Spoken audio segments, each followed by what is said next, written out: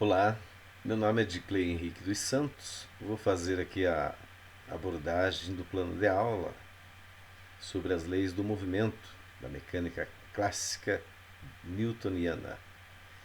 Primeira, segunda e terceira lei de Newton. A primeira lei é princípio inercial, a segunda lei é princípio fundamental da dinâmica e a terceira lei é a lei da ação e reação. Muito bem. Quando a gente apresenta assim, esse conteúdo para essas turmas, simplesmente utilizando ali o quadro de giz ali e tal, a aula expositiva e até mesmo um vídeo, né? Simplesmente com esses recursos a gente não obtém um bom resultado porque o assunto ele pode ficar vago, desassociado, desvinculado à, à realidade, né, do cotidiano nosso. Por isso a importância de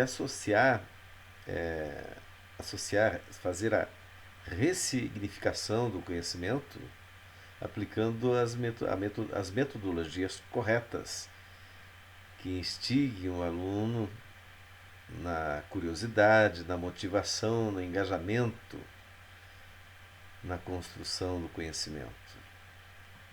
Então, neste caso, eu utilizei a metodologia ativa da cultura maker, cultura do fazer.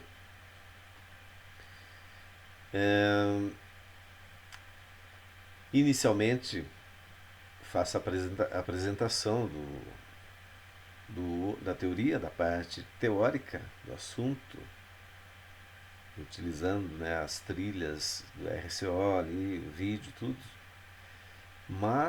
E o quadro de giz, mas juntamente com essa etapa eu procuro fazer algumas perguntinhas ali para os alunos, identificando o conhecimento prévio deles sobre o assunto, é,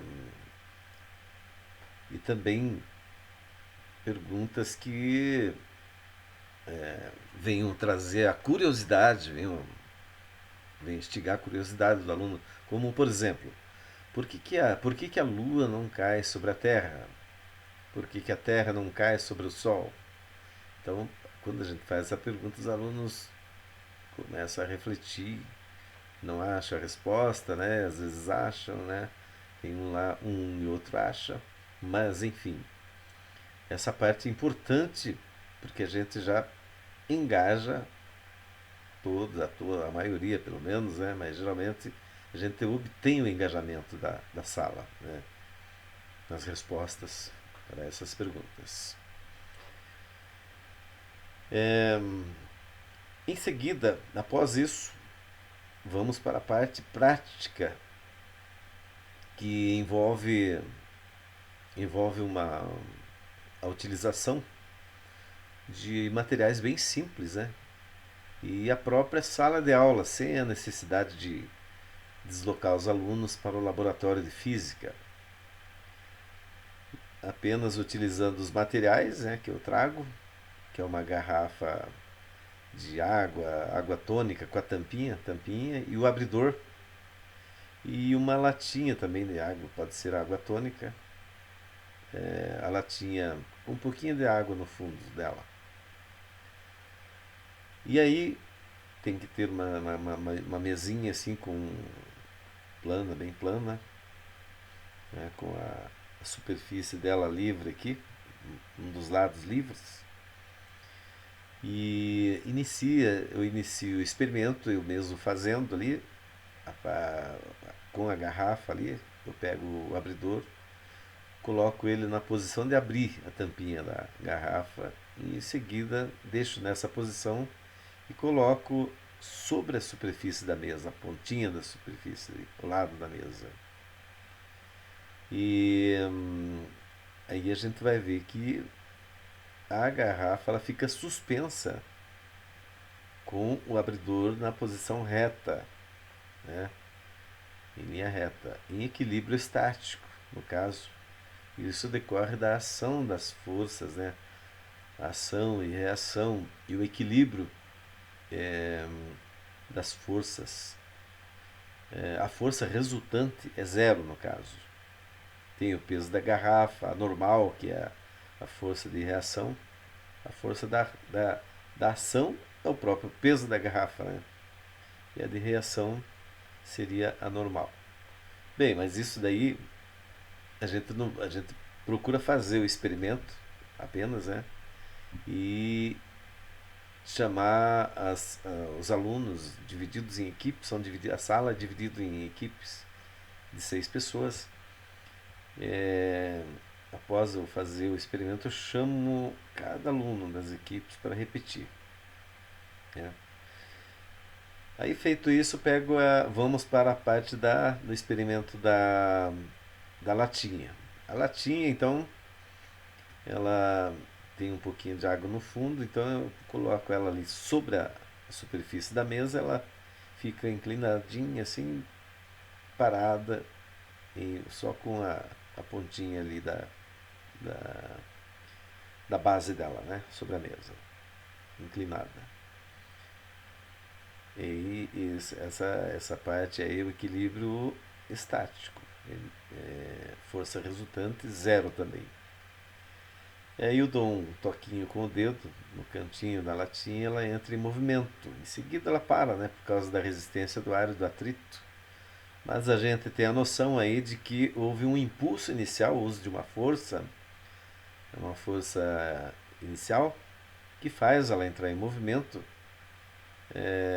que já explica também a segunda lei de Newton, né, que é o princípio fundamental da dinâmica, que um corpo só permanece em repouso, em movimento retilíneo uniforme, se não houver aplicação de uma força sobre ele.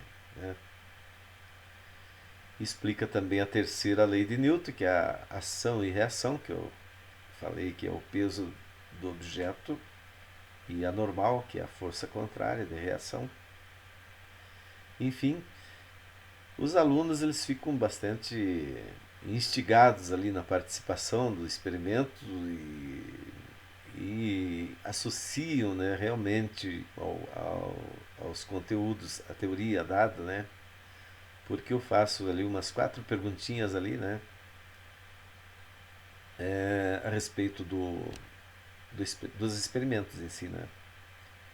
Se ele se refere a qual lei que ele se refere de Newton, né? Tal, quando o corpo ficou em repouso, quando ele entrou em movimento, né? Tal. Enfim. E o importante disso aí é o engajamento, a motivação e a ressignificação do conhecimento. Né? Saímos da parte teórica, partimos para a parte prática e construímos o conhecimento assim. Aí tem a parte da avaliação, que são as perguntas. Num outro momento, numa outra aula até, faço as perguntas, um teste prático, com uma lista de exercícios ali, os alunos respondem e tal, avalio ali em meio ponto pelas respostas corretas. E a parte prática, associada àquelas perguntinhas que eu fiz para as equipes, também eu pontuo lá, meio ponto. Vai dar um ponto, né, nessa aula aí. Tem a recuperação depois, né? Essa recuperação, um instrumento avaliativo com questões objetivas, valendo um ponto após a retomada do conteúdo. Dessa forma, então, a gente coloca a física, desmistifica a física, né? Porque geralmente se você dá aquela aula tradicional de física, os alunos eles não aprendem bem, não se interessam muito. Então com essa estratégia aí, essa metodologia também, né, adotada, a gente vê que o resultado é bom porque eles se animam, eles participam, eles perguntam, né? A gente vê que o resultado é satisfatório. E dessa forma, então, a gente vai procurando melhorar o dia a dia das nossas aulas, inovando com as metodologias, né? Alternando também, não ficando só com uma, né? Mas alternando. Mas esta aula aí com a Cultura Maker, ela produziu um bom resultado. Era isso aí então. Muito obrigado.